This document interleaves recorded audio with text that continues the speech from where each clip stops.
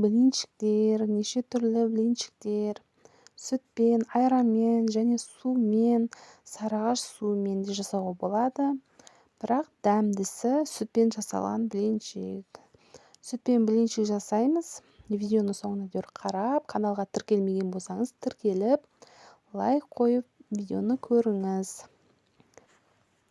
Мен 1 литр сүт алдым. Піскен сүт, егер қаймағы бар болса, сүзіп аламыз.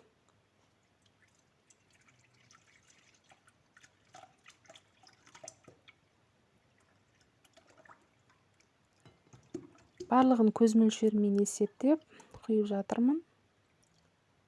Көз мөлшерімен үйреніп алсаңыздар болады. Және шекер қостым. Шекері кем болса, кейін де қоса беруге болады, дәмін қарап.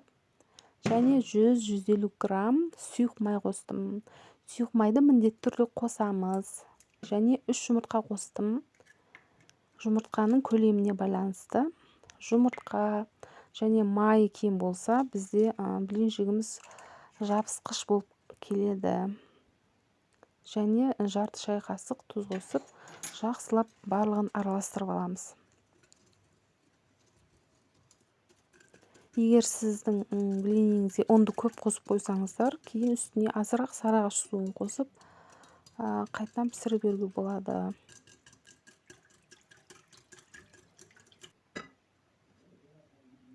Және онда аз-аздан қоса отырып, іртіктері кеткенше араластырамыз.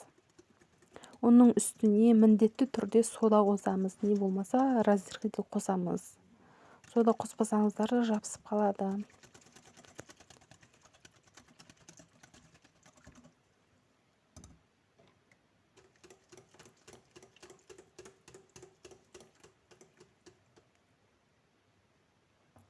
Міне менде дайын болды.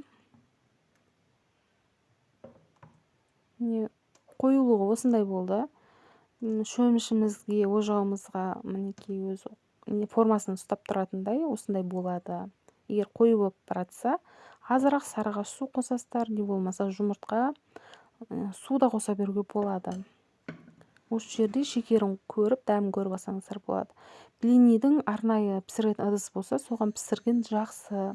Мен осы алюминий сковородкаға 7-8 жылдан бері пісіріп келемін. Астын біріншісінде 1 рет майлаймын, болды, осыған пісіре беремін. Бірінші, екінші блинилер жабысуы мүмкін. Бұған да пісірудің өзінің ережесі бар. Сол үшін жақсылап қолды үйретіп алған жақсы. Мінекей мен блинилерім дайын. Барлық көріп тұрғандарыңыздай блинчиктеріміз әп-әдемі болып пісті. Каналға тіркеліп, лайк